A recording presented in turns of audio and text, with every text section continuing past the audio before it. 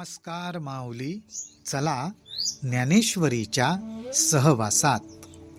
ज्ञानेश्वरी अध्याय 5 मधील 110 ते 120 ओव्यांच्या सहवासात आपण जाऊया.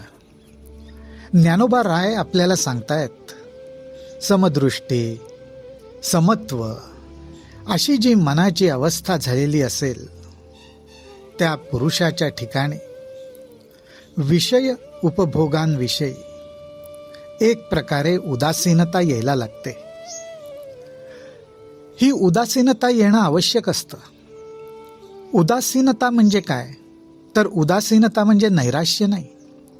उदासीनता म्हणजे विषय उपभोगाचीच हाव, आसक्ती कमी होत जाणं. हाव आणि आसक्ती कमी होत जाणं या दृष्टीने ती उदासीनता असते.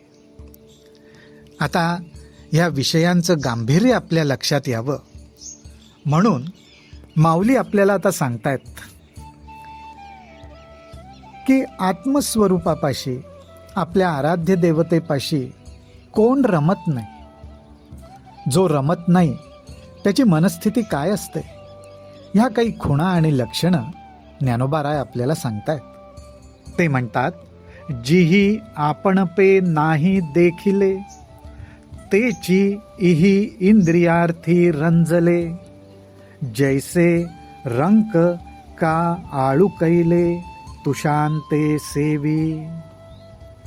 अर्थात ज्यांनी आपलं स्वतःचं स्वरूप काय आहे हे ओळखलं नाही, आपलं आणि भगवंताचं नातं काय आहे हे जाणलं नाही, नामस्मरणाच्या आधाराने आपल्या आराध्य देवतेशी जो एकरूप व्हायला लागला नाही, नामस्मरण करता करता प्रभूच्या चरणांपाशी जो रमला नाही, अहो त्यालाच विषय सुखात आनंद मिळत असतो. हा आनंद कसा? तर एक उपमा देताना ज्ञानोबा राय म्हणतात, ज्याप्रमाणे भुकेने व्याकुळ झालेला माणूस अहो कोंड्याचेही मांडे करून खातो, ते सुद्धा तो आनंदाने खातो. आज तीच गोष्ट ज्याला विषयांमध्येच आनंद मिळतो त्याची असते. याचाच अर्थ असा, त्याला मिळणारा आनंद हा कोंड्याचे मांडे खाण्यासारखा आहे. मूळ धान्याकडे लक्षच जात नाही. कोंड्याचे मांडे खाऊन जो आनंद मिळतो त्याच्यातच तो खरा आनंद मिळतो, सुख मानतो. पण तसं नाही. आणि त्याला ते सुख वाटण्याचं कारण एकच, जिही आपण पे नाही देखिले, ज्याने आपल्या स्वतःचं स्वरूप ओळखलं नाही. ना तरी मृगे तृषा पीडिते, संभ्रमे विसरोनी जळाते, मग तोय बुद्धी बरडीते ठाकुनी येते.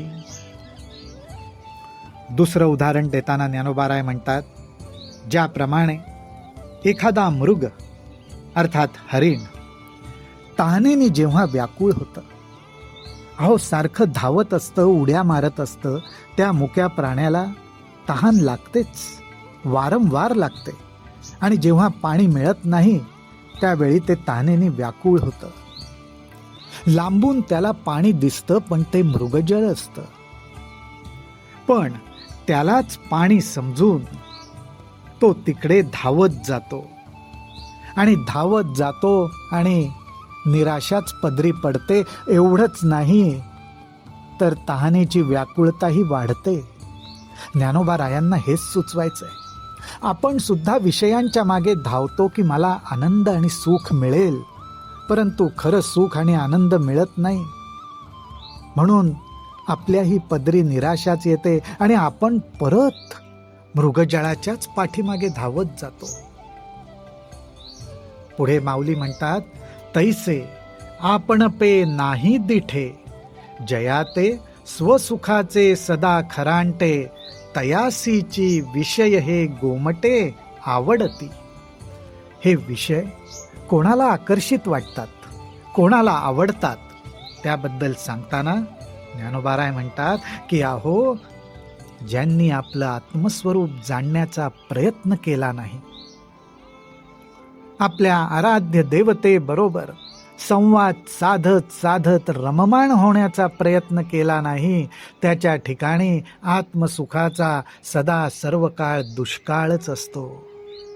आणि ह्या दुष्काळामध्ये सुद्धा त्याला ज्या गोष्टीमध्ये आनंद आणि सुख वाटतं ते विषय असतात, अर्थात त्यालाच विषय सुंदर वाटतात आणि आवडतात. ही अवस्था ज्ञानोबा राय आपल्याला स्पष्ट करून सांगतायत. ह्या विषयांचं सुख घेणं कसं असतं?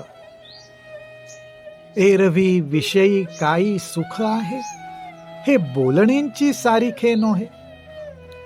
अहो, एरवी विषयांमध्ये सुख आहे हे सुद्धा म्हणण्यासारखी गोष्ट नाही, कारण मुळात विषयांमध्ये सुख नाहीच. विषयांपासून सुख होतं हा केवळ एक भास आहे. आणि तो कसा? तरी विद्युत स्फुरणे कान पाहे जगा माझी. अहो, वीज जेव्हा चमकते त्यावेळी त्या विजेमध्ये असलेली शक्ती आणि त्याचं तेज हे प्रचंड असतं. मग ज्ञानोबा राय म्हणतात, अशी जर वीज प्रकाशते आणि तिचं तेज असतं, तर मग त्या तेजातच जगातले व्यवहार का नाही चालत? थोडक्यात ज्ञानोबा रायांना म्हणायचंय, विजेमध्ये तेज आहे, प्रकाश आहे, पण तो क्षणभर चमकून जातो. त्याचप्रमाणे विषयांमधला आनंद आणि सुख काही क्षण आपल्याला समाधान देऊन जातात, पण कायमचं नाही. सांगे वात वर्ष आतपू धरे, ऐसे अभ्रछायाची जरी सरे, तरी त्रिमाळिके धवळा रे, करावी का? म्हणोनी विषय सुखजे बोलिजे, ते नेणतागा वाया जल्पिजे, जैसे महुरका म्हणिजे विषकंदाते.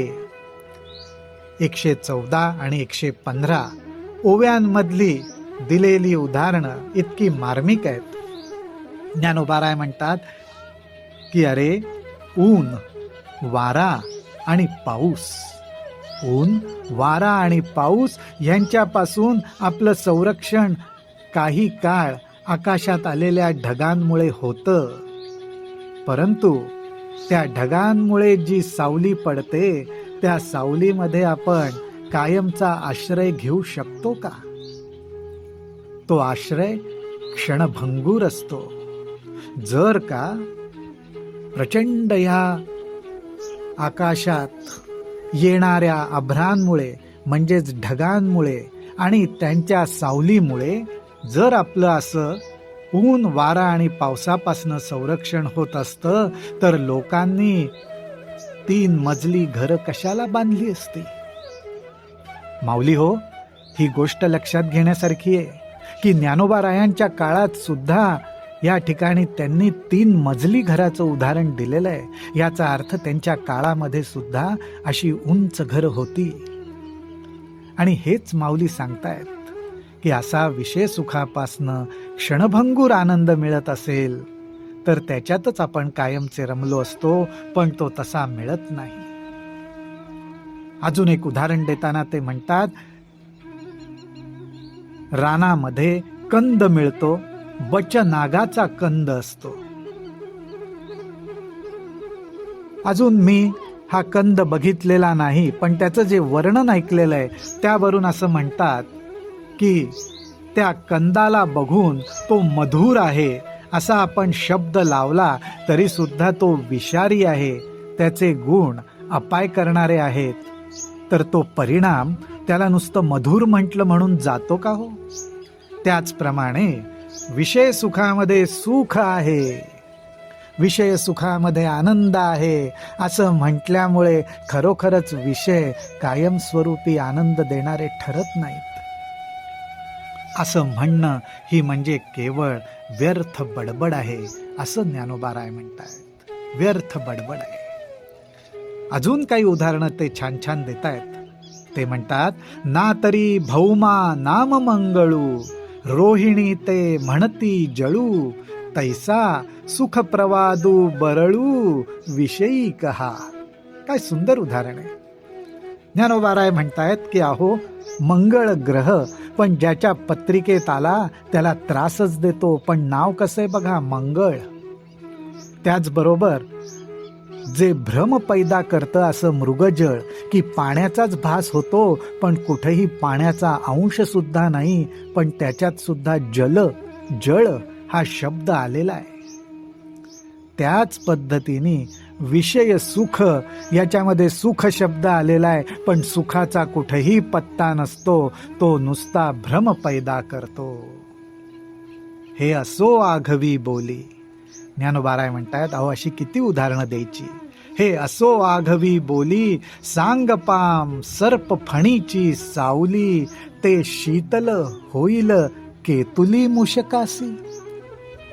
ज्ञानोबाराय म्हणतायत एखादे नागराज छान फणा धरून उभे आहेत आणि त्या फण्याची सावली, त्या सावलीच्या आश्रयाला एक उंदीर आलेला आहे.